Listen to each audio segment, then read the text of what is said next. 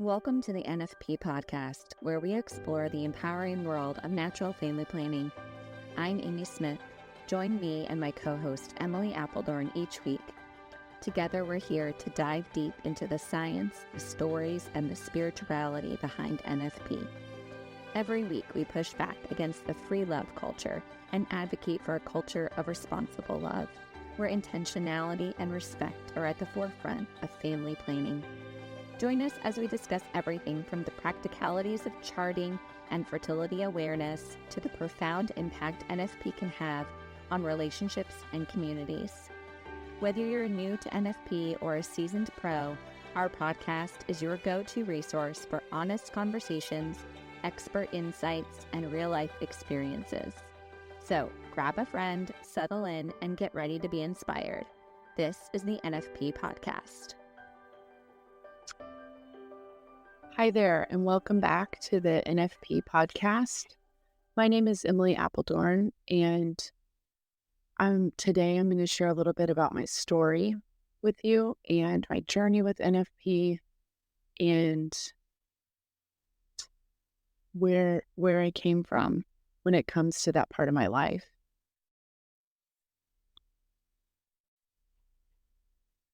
So when I think back about my story with NFP, I think a lot of my decisions and thoughts behind it were formed early on as I was growing and coming into adolescence and just learning or not learning rather about my body. And so I think we'll start there and just kind of my overall view of what NFP was and then what it is now. So when I was growing up, I think thinking back, I didn't know, I think I knew that contraception was wrong. I knew the church was not okay with contraception of any kind, specifically birth control. The birth control pill, rather. And so I didn't know of anyone or, I wasn't talking about the birth control pill as a teen by any means. As far as like with couples that would be married, it's not like I had any kind of understanding or knowledge of couples that would be contracepting versus wouldn't. But I would say I had an overall knowledge that within my family, both immediate and I think about my extended family, just having a relationship with my extended family. I think I had an overall awareness that my understanding, I guess, my perception was that no one was contracepting. I was born cradle Catholic and I grew up Catholic. I went to Catholic schools my whole life, K through 12, until I went to college. And I'm the oldest of four, and I had family members that, as I was growing up, I had lots of cousins. And so growing up, I saw different family members struggle to achieve pregnancy. And I remember that being really hard for me to see that. But my overall idea of natural family planning, if you will, was I didn't have any ideas of anyone that might be contracepting. And so as I went through adolescence, I also think about what were my thoughts that were being formed about all of that too. So I went to Catholic schools. When it comes to overall just human sexuality and what we were created for, I definitely was not educated in that aspect of my life and my faith in an adequate way. I would say that my view of human sexuality was very fear-based. I remember being taught in school that, sex is, I don't want to say bad, but maybe wrong would be the better word. And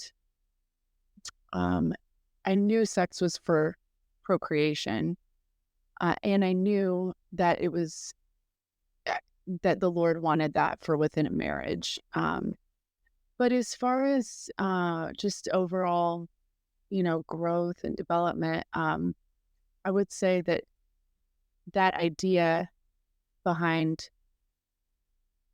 sex being wrong, if you will, outside of marriage wasn't ever elaborated on, like why. I knew about the health reasons why, as far as the consequences for that could happen. So with that, I remember as my menstrual cycle started as a teen, I didn't have painful periods at first. Um, I remember not, n- I, I didn't have a basic understanding of what was going on internally. I knew that I was going to once I started my period, I should expect to see my period every month and that sort of thing. But I didn't understand exactly what was going on. And so as that started for me around between ages 12 and 13, I was not in any pain. And then as time went on, I would say just maybe a year or two into my menstrual cycle starting, I started to really develop painful periods and never really being given any options for how to treat that. Or not even, I think as a society, we're very conditioned to the idea that periods should be painful. And, all of these, different over-the-counter medications or have been created to help with that. And, different advertisements and stuff advertise for, what to use with painful periods. And so I had no idea that that's actually not healthy to experience painful periods. And that does mean that there is something that is causing that pain, and that needs to be addressed. But at that time in my life, I had no idea that there was anything to help with that. And I remember specifically, I had a friend this was in high school, and I remember she started the birth control pill. And I remember that I was told that she started that to help with her painful periods. And I had no idea that that was marketed that way. And I was like, oh my goodness, this could be something I could use. And I remember talking to my parents about it. And separately, they were both very against it, but without explaining why. And once again, so in my mind, the birth control pill is not okay within the Catholic Church. But once again, I didn't understand that it could possibly be used to help with painful periods. And I knew I wasn't having sexual intercourse. I knew I wasn't sexually active at all. And so I couldn't understand why I couldn't try this, because I was desperate for anything. My periods were definitely affecting my ability to go about life when I would start my period. And so I was wanting to try anything. And so it was just a few short years before this experience that for unexpected circumstances, my parents became better educated with NFP. And so I knew that they had gone through a journey of theirs. And so I knew that they had some sort of understanding about the birth control pill and all of that. But even then, when talking to them, it was just a very hard no for me from them as far as using birth control pill to help my periods. And looking back, that's a blessing in disguise for sure. I'm so thankful I didn't start it at that time in my life, because I know now how much that can affect just the overall connection and pathways between the brain and the reproductive system. So I'm thankful for that. But in the moment, I did not understand the rationale behind that at all. And I was very frustrated. So I moved throughout adolescence and into adulthood, and I go to college, and I'm still experiencing these painful periods that are affecting my ability to get to class and that sort of thing. And now I'm at college away from home, and I'm looking for any help I can find. While I was in college, I dated. I was not having intercourse with men, but I was dating, and I was, in relationships, but at the same time, I wasn't looking for, I wasn't connecting the dots or looking for contraception to, for sexual reasons. And so, but I am talking to friends, and I am thinking about, how to deal with these painful periods. And so I end up, I remember at the time there was an advertisement for a certain contraception, hormonal contraception, that would allow you, or that was designed to not have a regular period. Rather, the design was to make the body go without a period for approximately 3 months. I was so interested in this at the time because I was in so much pain that I was trying to figure out, okay, I want to try this. Not could this be right for me? That was never a question for me. But the question, the thought was, okay, I need to try this. And so I had a friend who had a relationship and was a patient of, a relationship is not the right word there, was a patient of a local OBGYN. And she recommended him to me because he was Catholic and she really liked him. And so I began seeing him, and I still see him to this day. He's been a part of my journey for 20 years, actually, 20 years this year. So I go see him for the first time, and to no fault of his own, I walk in there saying that I want to try this. And so I don't blame him for giving me what I thought I wanted at the time. But we definitely didn't talk about other options. I'm not even sure that he even asked me what my periods or even looked like, or, I remember telling him I was in pain. And so I started using this hormonal contraception. It definitely did not give me the results I was looking for. Instead of bleeding once a month, I started bleeding all the time. And it was awful. It was not helping me in any way, shape, or form. So I cannot remember how long I used it, but I know it was not more than 3 months, because in my head I thought, well, this is supposed to be lessening my menstrual period, and instead I'm bleeding all the time. And so I quickly stopped that. And that was my experience as an unmarried woman with hormonal contraception. It wasn't doing for me what I was looking for it to do, which was to help me with my painful periods. So at this time, once again, I have no knowledge of exactly how the this was in a pill form of hormonal contraception. So I had no idea exactly what it was doing by any means, but I just needed help, right? So fast forward again to, I'm still in college. I meet my now husband and we start dating. And my husband, Josh, is a convert to the faith.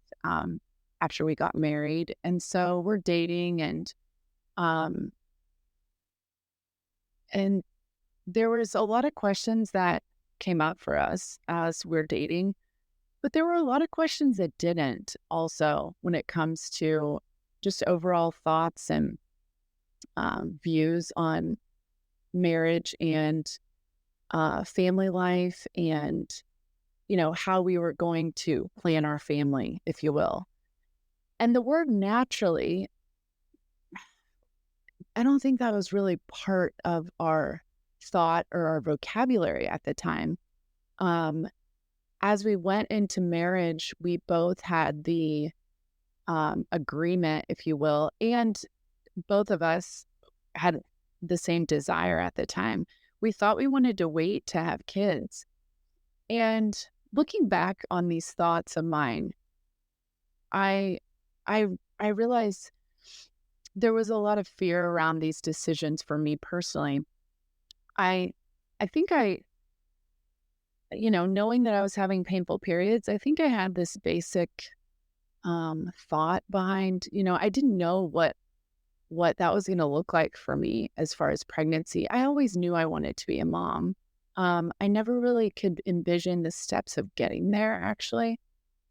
But I knew I always wanted to have kids. But I definitely wasn't interested in that immediately for whatever reasons. But I think a lot of them personally were, I think I was scared.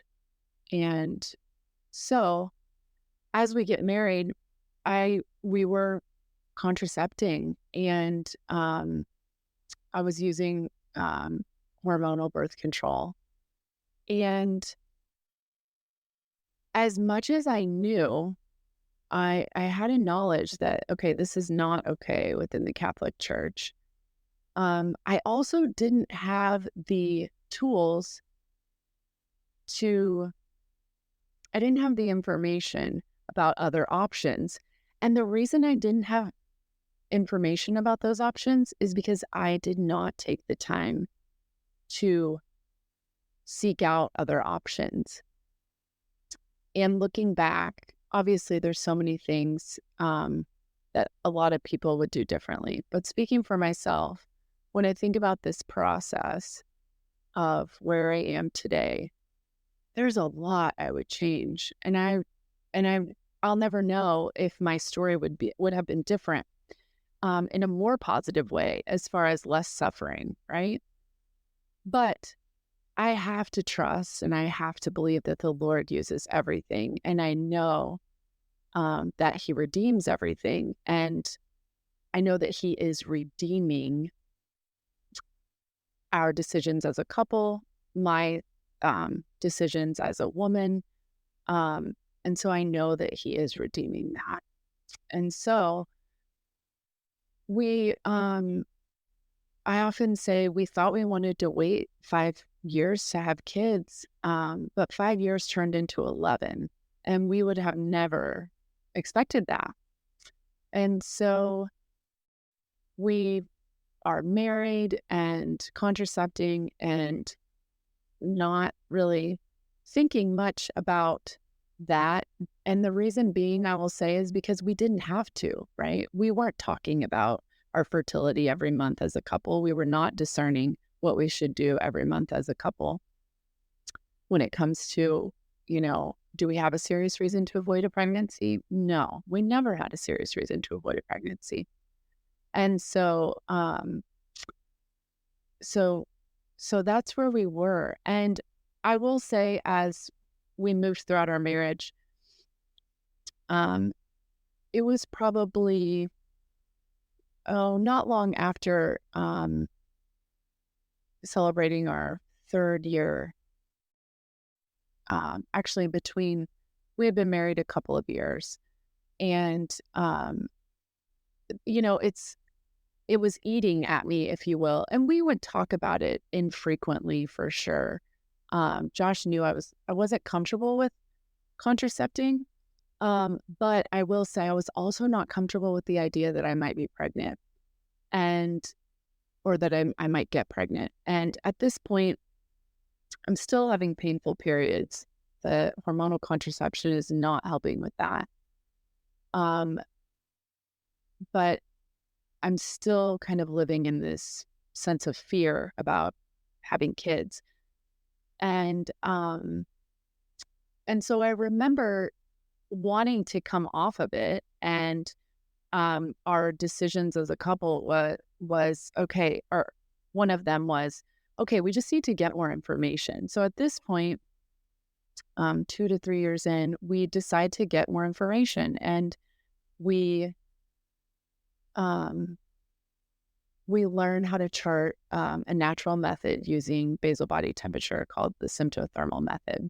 And so we took a couple, 2 or 3 one-on-one instruction courses with a couple in person. And I remember thinking at the time, um, it seemed very confusing. And with the way that my cycle was going, I wasn't sure that I was going to be able to interpret what I was seeing with my on my chart, and what I was getting with my readings. And so I was learning how to chart this while using hormonal contraception. And so I wasn't getting an accurate picture of it anyways. But that was my introduction to learning a natural method. And it was um, I was very uninterested. As much as I didn't want to use hormonal contraception or continue doing that, I still didn't feel like I had a good option that I was comfortable with. And that's not a reason to continue doing something.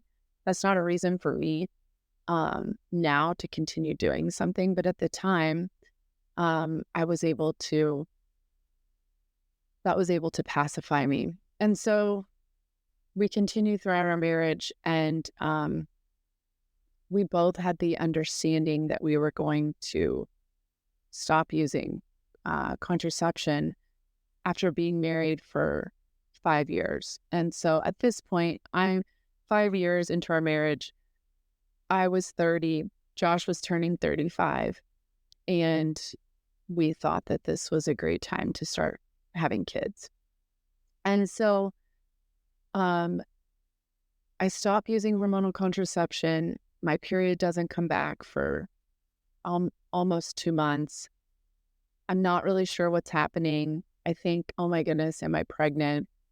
I just did not have a knowledge or an awareness of really what was going on. And so then I'm still having painful periods. But we go throughout that next year of just trying to achieve on our own with irregular cycles and painful periods still. And so that brought us to 2015. And up until 2015, I had some other health issues that were going on, and I was trying to kind of get those under control. And I'm so thankful that I did. And so 2015 was the year that I was overall healthier in a few other ways. And we went to talk to my OBGYN, who I had been, at that point, I'd been seeing him annually for over 10 years. And so we tell him, we're ready to have a baby. And so we tell him how long we've been, quote unquote, trying, if you will. And society will tell you that you need to try for a year before you're stamped with infertility. And so we had been trying for a year. And so we start 2015 off by working with him using ovulating stimulating hormones, along with other medications, HCG, trigger shots, and thinking and being told, this is our best option to achieve pregnancy. And so we do that for a few months, and nothing happens. And I respond really poorly to the medications with just symptoms of all kinds, just more mood changes and symptoms of depression and just all kinds of things. And so we do this for a couple of cycles, and then we took a break for Josh to, Josh had, since adolescence, was aware that he had a varicocele, which is a varicose vein within one of his testicles. And since I wasn't achieving pregnancy, we weren't getting pregnant, the OBGYN thought that that was a good idea to go just rule that out. So he got treatment for that with a surgical procedure. And after that, everything seemed better on his end. So then after that treatment, we resume cycles with medications, ovulating stimulating hormone, and HCG trigger shots. So this is how we finish out 2015. We're still not pregnant, and I'm in a really, it was a really hard place mentally at that time. So 2016 rolls around. We've taken a break from trying to achieve pregnancy using medications. We know what the church believes as far as in vitro fertilization. Neither of us were open to that for many different reasons, morally, based on our religious beliefs, and just overall what that does to the body, especially the woman's body. And so we knew that that wasn't an option for us. We weren't interested in that. And so we felt like we had come to the end of the road, because my doctor, didn't have any other options that were within our faith. And I know that sounds weird to say all of that, because we had used contraception and I knew that that was wrong. But at this point in our lives, we're definitely not open to means of achieving pregnancy outside the body. So we really feel like we're at a loss of options. And so we go through the end of 2015 and begin 2016 with a lot of despair, and we had lost a lot of hope in achieving pregnancy. I'm still having painful periods, and we don't have any answers, right? We were never given a diagnosis of why are we not achieving pregnancy. And there were a lot of other things that weren't done to even, rule out different things at that time. So 2016 is really when things changed for us as a couple, and for me personally. We were introduced to the Creighton model. I found out about this from a dear friend who told me about another woman and couple who had used this method. And she said, "Emily, I really think that you should reach out to her. I think that this could be something that could help you." And so I remember meeting with her, and it's so beautiful. At the time that we met, she didn't know that she was pregnant. I'm sorry, at the time that we set up a time to meet, she didn't know that she was pregnant. But from the time that we set up that meeting to actually seeing and meeting each other in person, she had found out that she was pregnant after struggling with infertility. And I just thought that that was so beautiful that the Lord allowed that to happen, as just another aspect of giving us hope. I don't know how much I would have trusted, if you will, in the process without knowing that. I think that definitely helped. That helped give us hope and allow us to jump right in, because she had shared her story and I knew how much that they had struggled. So we immediately start charting the Creighton model with a what the term is a fertility care practitioner, and that's someone that teaches women and couples how to chart their cycles with the intention of either achieving pregnancy, avoiding pregnancy, or monitoring fertility.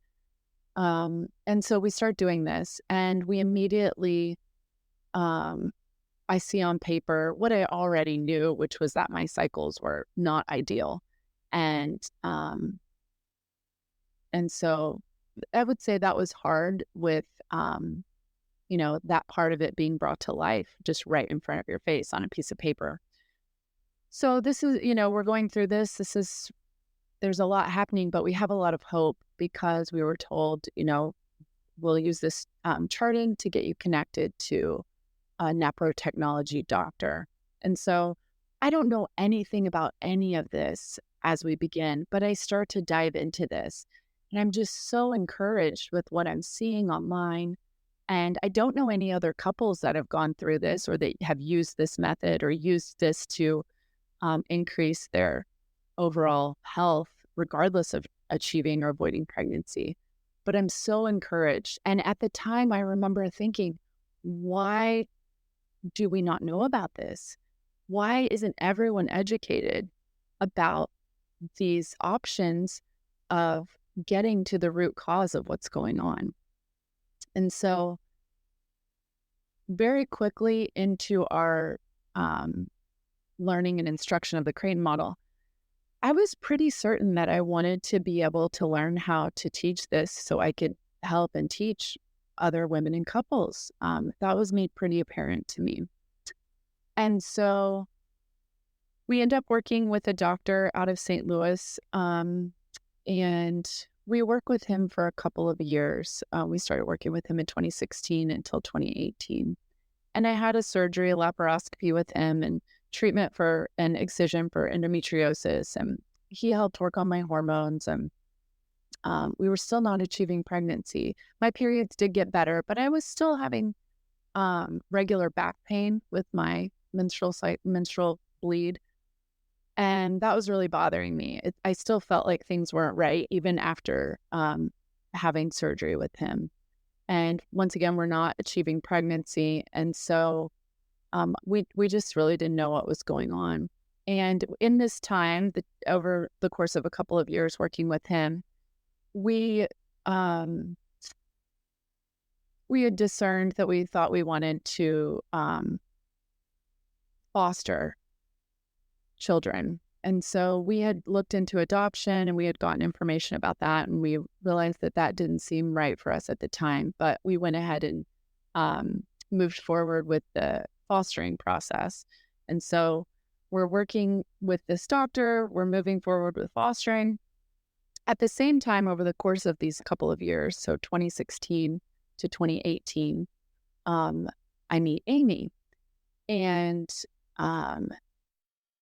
we met through our local parish, and we I remember telling her as we were cultivating this friendship, I found out that she taught the Creighton model, and I said, "Oh my goodness, you know that I'm going to go get trained in how to teach that." And she had no idea, and I don't know why I thought that she would, but she was really encouraged by that and encouraged me, and so it was really nice to know that I had someone that was familiar with this and that I could ask questions about or ask questions to about what I was going through. And so she was very much a huge part of my journey and helping me along the way. And also during this time in 2016, my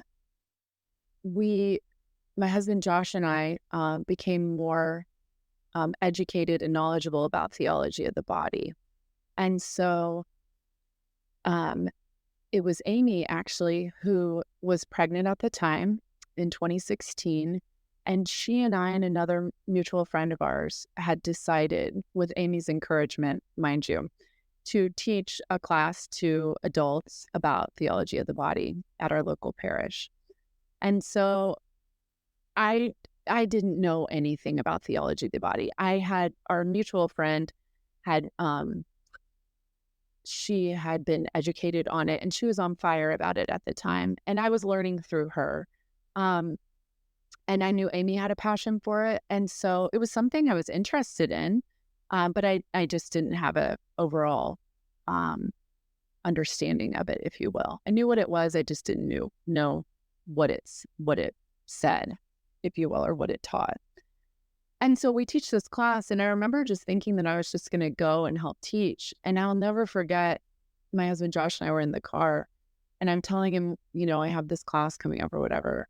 And it was like last minute spur of the moment. I remember him being like, Emily, do you want me to come? And I'm like, it didn't even cross my mind to invite him to the class. I don't know why. And so I'm like, yeah, you can come if you want. Well, I don't know if Amy would remember this the same way, but my memory of the class is that Josh did a lot of commentary from the back of the room. I feel like he definitely understood it better than I did. He got an immediate grasp of it by reading an Introduction to Theology of the Body by Christopher West, which I highly recommend for anyone that's interested in that that part of our lives and just understanding who we are and what we were created for. And so he just dives in. He can't quit reading this book. And it's really beautiful to see this this knowledge grow. So anyways, at the time, I hadn't even read the book completely, and he can't put it down. And so this really sets him on fire. I remember we started 2017 with him talking to a mutual friend about perhaps teaching this to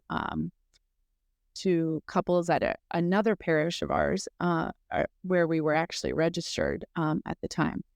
And he wants to teach it to couples, and then he wants to teach it to teens later that year. And so I remember, so we start doing this. We're teaching another class in the spring of 2017, and then in the summer of 2017, we're teaching it to the teens at our parish. And so this really is so beautiful to see the growth in both of us, but more so in Josh. Just he converted to the faith. He started RCIA before we got married, and he converted to the faith the spring after we were married that fall. Before then, and so to see his journey and things are just really connecting for him, and it was really beautiful, and it was really encouraging for me.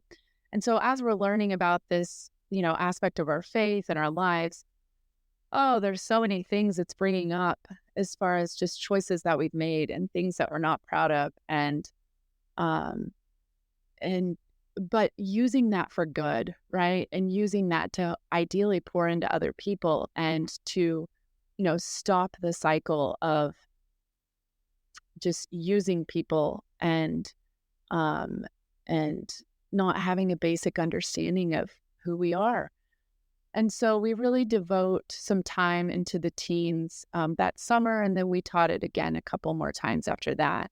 And it was a summer class, and it was just really beautiful. At the same time, we're moving through the fostering process, and we foster a couple of little boys in the spring of 2018. And that was a short-lived thing for us for many different reasons, but it was such a beautiful time. And I'm so thankful that we got the chance to do that. And so then during this same time, we're working with the teens, and I've decided to go become trained in as a Creighton model fertility care practitioner. So I began that training in the fall of 2017, and that extends through the spring of 2018. We began fostering in 2018 in the spring, and at this point, I'm getting very connected to the St. Pope Paul VI Institute, and I've talked with Dr. Thomas Hilgers at this point and his daughter and different people, and I'm being told by them that they really think that the Institute can help us. And so I was really encouraged by that, because at this point we've been, it's been over a couple of years, and we're still not pregnant, and I'm still not feeling 100% with my menstrual cycle, but I know things are better overall at that point, but I'm still having pain. And so anyways, at this point, I will say I drug my feet. It was at Josh's encouragement to get started with the Institute, because I was dragging my feet, and I realized at the time it was because I was scared. And I was scared, what if this didn't work? Because this was our last option. This option had given us so much hope over the last couple of years, but we still hadn't achieved pregnancy. And And I couldn't wrestle with and handle the idea that it wasn't going to happen for us. And so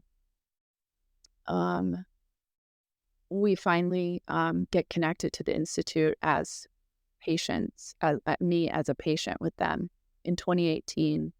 And at the end of that year, I had surgery with them, and they were able to help find and diagnose and treat even more underlying root causes to our infertility, which I was so thankful for and so grateful for. And so I had already been diagnosed and treated for endometriosis and poor hormones, but I had not been treated for polycystic ovaries. And that was something that they found and they treated. And I also got support for my thyroid, which ended up being very helpful for me.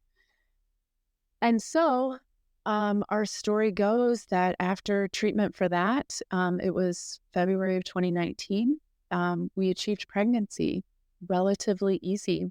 I was not taking any ovulating stimulating hormone. I remember finishing my treatment with the St. Pope Paul VI Institute and asking my doctor, okay, so now my history of trying to achieve pregnancy was very much ovulating stimulating hormone, HCG trigger shot, progesterone in the post-ovulatory phase. And she said, Emily, let's just see what happens. And I remember being really, I was in agreement for sure, but I was really hesitant because we wanted to achieve pregnancy as soon as possible, especially after this treatment for these underlying root causes. But thinking that that wasn't going to happen without some sort of assistance. And so she was right. And after treatment for my polycystic ovaries in particular, they did start operating like a normal ovary.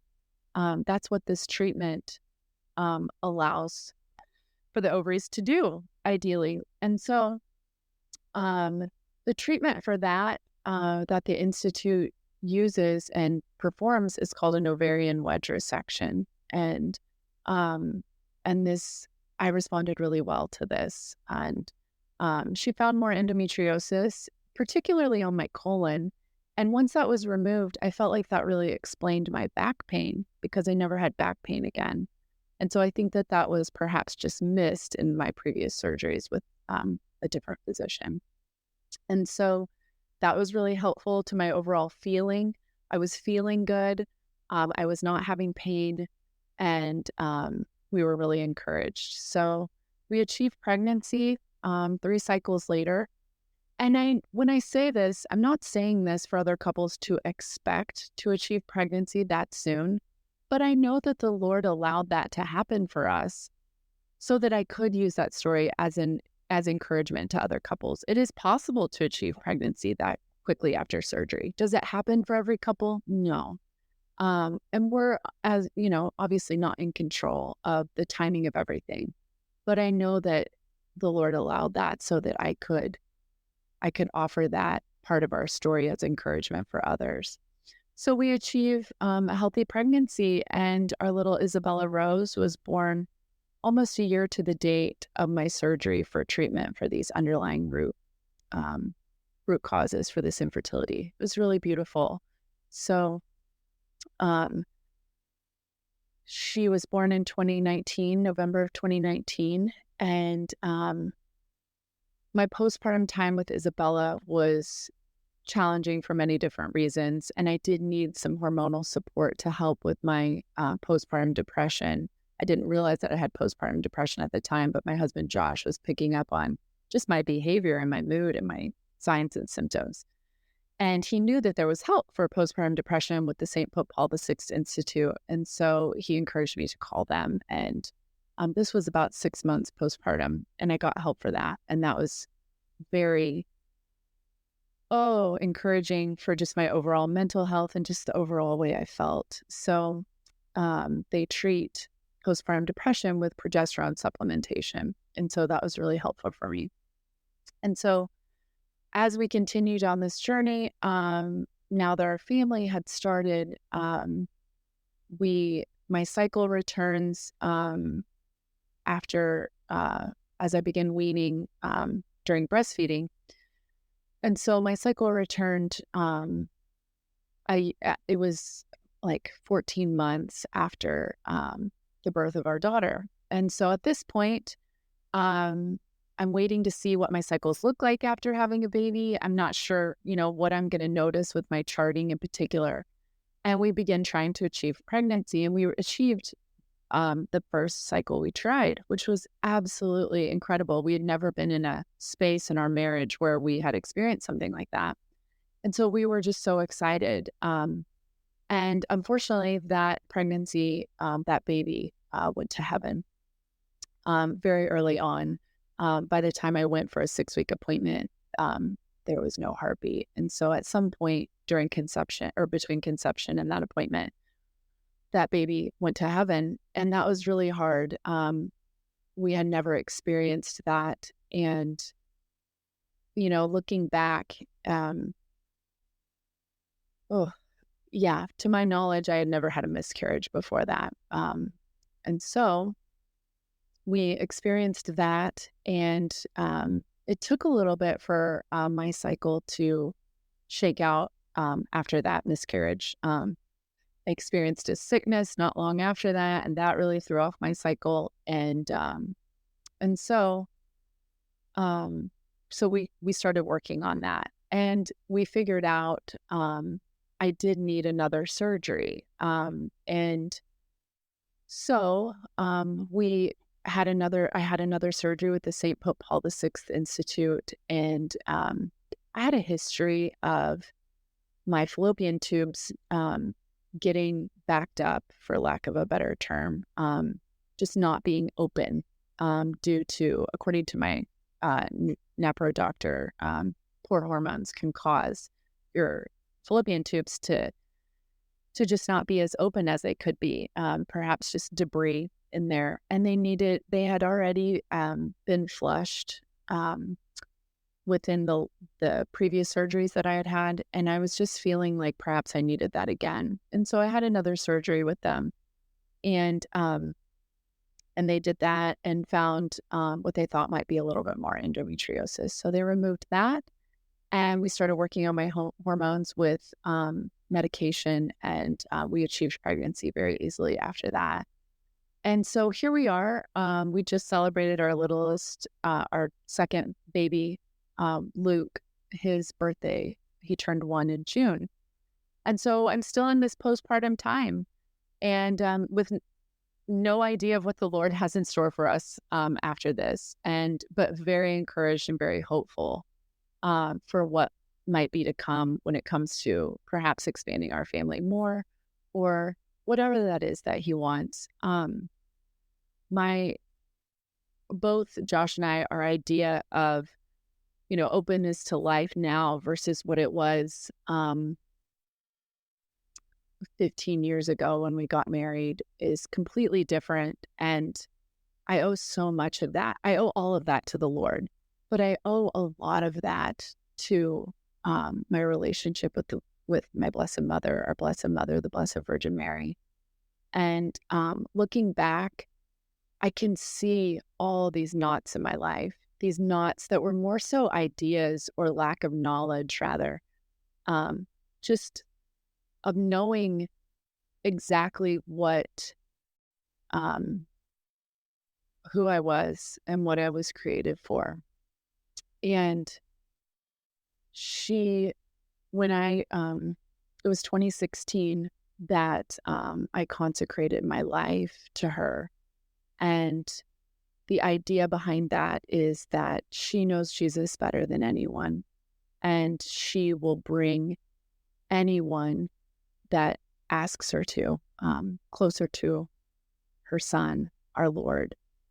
And I trust her with that. I trust her with my life and my heart, and I give her her prayers and her guidance and protection, and just overall for leading me towards her Son. I give all the credit to what the Lord has done and how he has worked in my life by using his mother, and by giving us his mother, who is our blessed mother.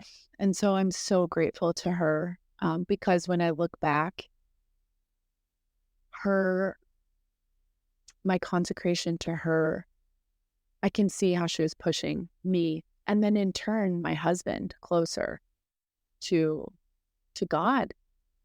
And, Josh and I are one, and our decisions matter, individually and as a couple. And I'm responsible for his decisions and vice versa, because we are united in that way. And so, I'm not proud of our decisions as a couple. I am really proud and really thankful for the way that the Lord has continued to use those, and I trust that he will continue to use those for good.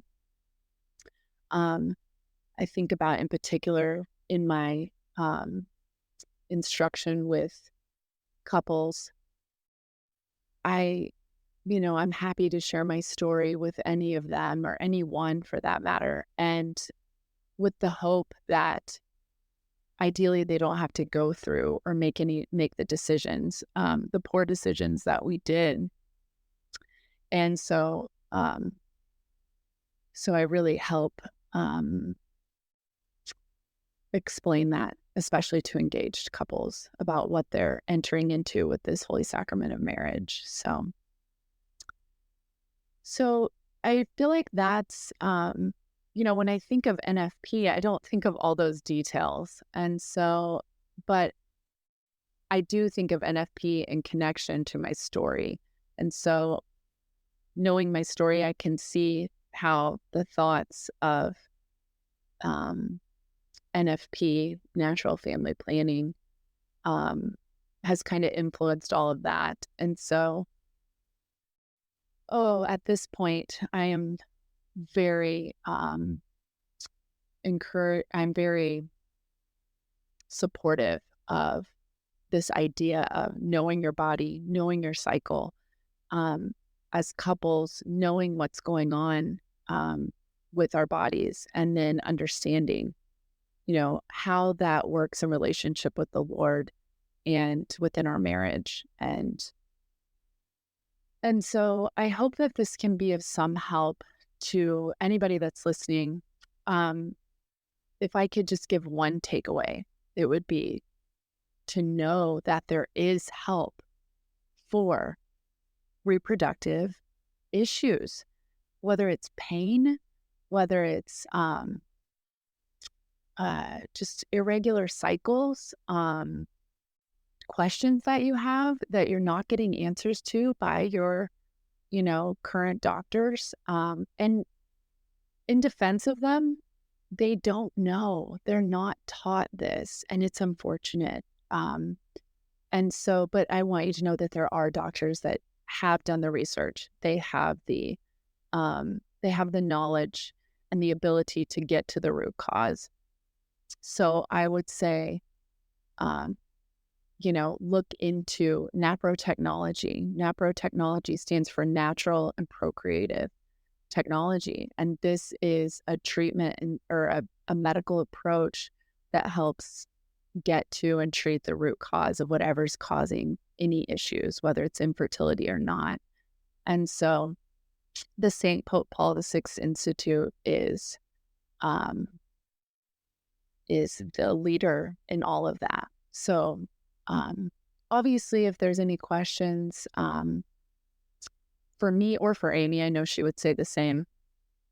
By all means, anyone, feel free to reach out via email. And I know Amy will put the notes in our contact information. But we're happy to help in any way that we can. And even if it's just as an encouragement to whatever you might be going through, just know that there's hope and healing. Thank you, guys. Until next time.